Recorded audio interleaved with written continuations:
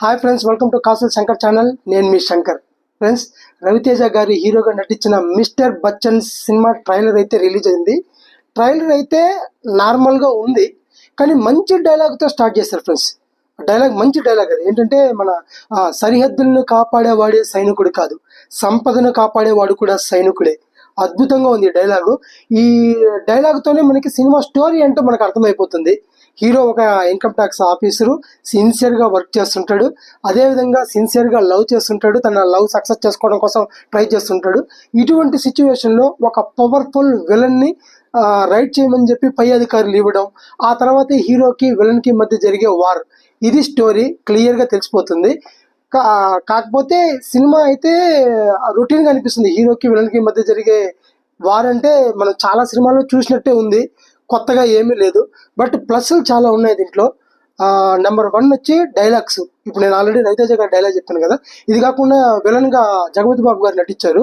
జగపతి బాబు గారు ఒక డైలాగ్ చెప్పారు, నా ఇంటికి వచ్చేవాడు నా బలం చూసి చావకూడదు, వాళ్ళల్లో భయం పుట్టి చావాలి.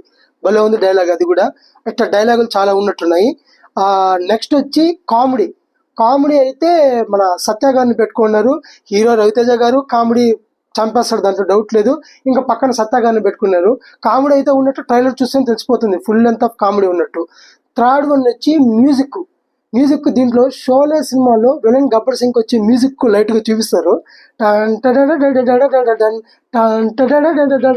మ్యూజిక్.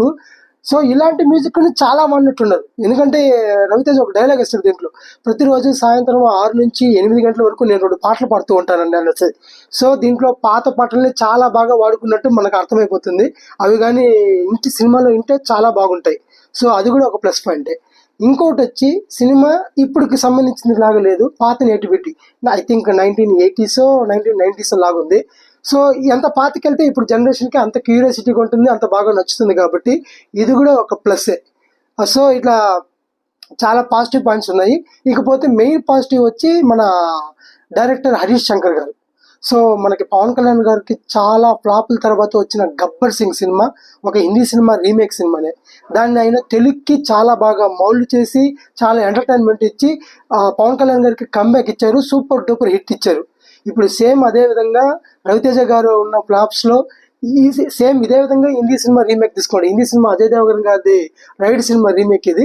ఈ సినిమాని తెలుగులో ఈయన స్టైల్లో మౌల్డ్ చేసి ఎంటర్టైన్మెంట్ జోడించి ఈయనకు కూడా సూపర్ హిట్ ఇచ్చి ఈయనకు కూడా కంబ్యాక్ వస్తాడని నేను అనుకుంటున్నాను. ఎందుకంటే హరీష్ శంకర్ గారు రీమేక్స్ చేయటంలో చాలా గ్రేట్. అస్సలు ఒరిజినల్కి దీనికి చాలా మార్చేస్తాడు, చాలా ఎంటర్టైన్మెంట్ జోడిస్తాడు. సో ఇది కూడా అనుకున్నట్టు సక్సెస్ అయితే రవితేజ గారికి కంబ్యాక్ రావడం ఖాయం. ఈ సినిమా అలా కంబ్యాక్ అవ్వాలని, సూపర్ డూపర్ హిట్ అవ్వాలని చెప్పి మనస్ఫూర్తిగా కోరుకుందాం. ఇది ఫ్రెండ్స్ ఇవాళ వీడియో. ఈ వీడియో కానీ మీకు నచ్చితే please like, share and subscribe. Thank you.